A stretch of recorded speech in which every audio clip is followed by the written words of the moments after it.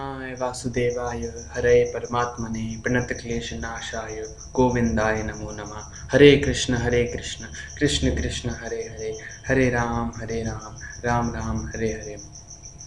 Hello friends, मेरा नाम है आयुष मिश्रा और आज के इस हम टॉपिक पे बात करेंगे कि what is the difference between animals and human, कि मनुष्य और जानवरों में भेद है क्या।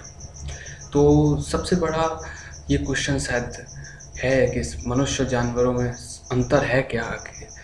तो आज की इस वीडियो में हम ये बात करेंगे। तो अगर मैं सबसे पहले मनुष्य की बात करूं, तो जो सबसे बड़े अंतर की बात करूं तो मैं कहूँगा कि वो है smile. Human can smile but animal can not smile. That is the biggest difference between both.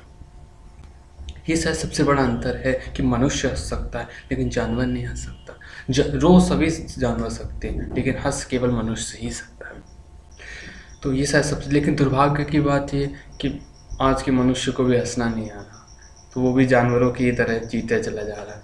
हम कोई भी काम इसलिए करते हैं क्योंकि हम अल्टीमेटली खुश रहना चाहते हैं, लेकिन हम उस काम करने में ही इतना बिजी हो गए कि हम वो खुश रहने ही भूल गए। तो ये शायद सबसे बड़ा दुख है। अगर आपके पास स्माइल है तो शायद इससे बड़ी उन्नत चीज़ कोई आपके पास दूसरी हो नहीं सकती।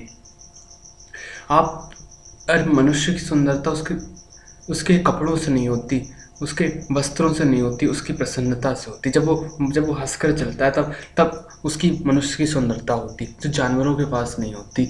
जानवर रो सकते हैं पर हंस कोई नहीं सकता। मनुष्य हंसना जानता है, जानवर रोना जानता है। तो ये सबसे बड़ा डिफरेंस है, स्माइल। और अगर मैं दूसरा डिफरेंस की बात करूँ तो वो है अंडरस्टैंडिंग। जो अंडरस्टैंडिंग का लेवल है वो मनुष्य का ऊपर है और जानवर का नीचे है। लेकिन हम मनुष्य भी जानवर की तरह जी रहे हैं क्योंकि हमारे पास अंडरस्टैंडिंग ही नहीं है। हम अंडरस्टैंडिंग को देखना ही नहीं चाहते, समझना ही नहीं चाहते। क्या हम जो समझ रहे हैं अंडरस्टैंडिंग है, क्या वो सच में अंडरस्टैंडिंग है?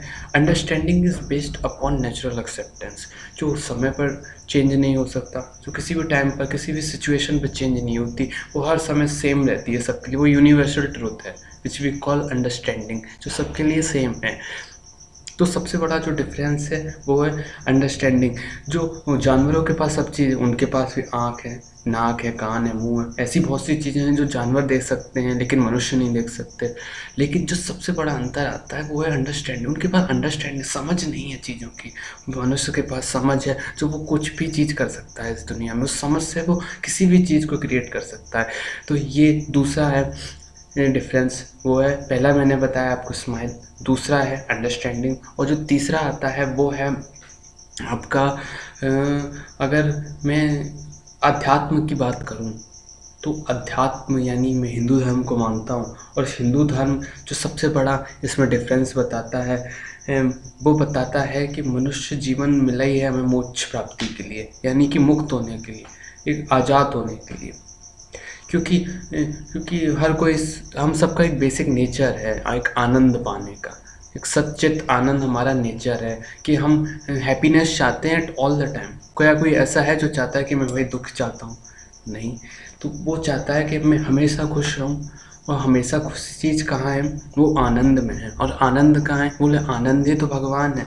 तो मनुष्य जीवन, जो धर्म कहता है, जो हमारे शास्त्र कहते हैं, जो आनंद है वो भगवान है। तो भगवत प्राप्ति ही सबसे बड़ा मनुष्य जीवन का लक्ष्य है। मनुष्य जीवन हिंदू धर्म के अनुसार, क्योंकि मैं इसको मानता हूँ तो मैं उसके हिसाब से आपको डेफिनेशन बता रहा हूँ। तो हिंदू धर्म के अनुसार ही भगवत प्राप्ति सबसे बड़ा मनुष्य जीवन के लिए लक्ष्य है, क्योंकि भगवान ही तो आनंद है। और हम सब कर क्या रहे हैं? आनंद ढूंढ रहे हैं।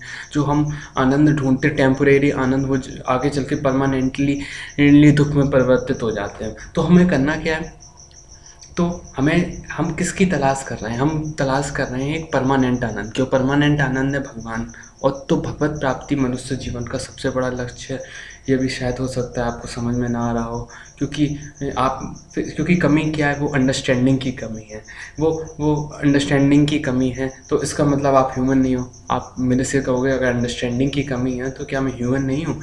तो आप कह सकते हो ऐसा, क्योंकि जब अंडरस्टैंडिंग बहुत ज़्यादा हो जाए तो आपको समझ में आ जाएगा कि असली में आनंद है कहाँ, क्या इन बाहर की वस्तुओं में आनंद है?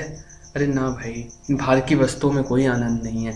हम कितनी बार जाने, हजारों बार पैदा हुए हैं, हजारों बार मर गए हम। जो हमारे शास्त्र बताते हैं वो बताते हैं पुनरपि जननम पुनरपि मरणम से मुक्ति, यानी जन्म मरण से मुक्ति, आज़ाद हो जाना, बिल्कुल आज़ाद हो, आपको किसी भी चीज़ का डर ना हो, तो उसको बोलते हैं मोक्ष प्राप्ति, यानी कि मुक्त हो जाना। और दूसरा है भगवत प्राप्ति। भगवत प्राप्ति कैसे होगी? जब आप आनंद चाहोगे, और आनंद का है भगवान में। तो जब आप भगवान का चिंतन करोगे, ध्यान करोगे, मनन करोगे, तब आपको भगवान प्राप्त होंगे, तब आनंद प्राप्त होगा।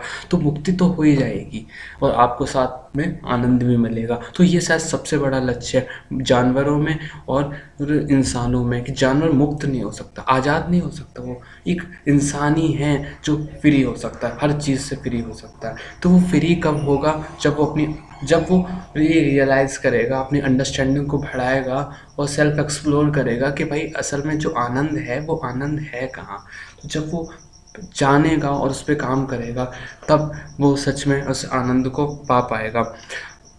जो सबसे बड़ा हर सब व्यक्ति के जीवन में आती है, चाहे वो जानवर हो, चाहे वो मनुष्य हो, मृत्यु सबके जीवन में आनी है। मनुष्य में क्या है, जब मनुष्य मरे तो मनुष्य की सबसे बड़ी उपलब्धि क्या है? तो मनुष्य की सबसे बड़ी उपलब्धि ये है, जब वो मरे तो उसके चेहरे पर एक मुस्कान हो और वो सोचे कि मैंने एक उम्दा जीवन जिया है।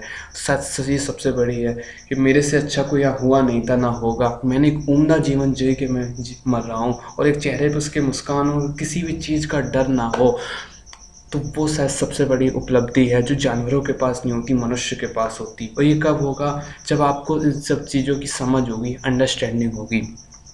बहुत बहुत धन्यवाद, आपने इस संदेश को सुना। अगर आपको इसको अच्छा लगा हो तो आप इसे लाइक करें, इसे शेयर कर सकते हैं अपने फ्रेंड्स के साथ। और देखने के लिए बहुत बहुत धन्यवाद। तब तक के लिए हरे कृष्ण कृष्ण कृष्ण हरे हरे, हरे राम राम राम हरे हरे।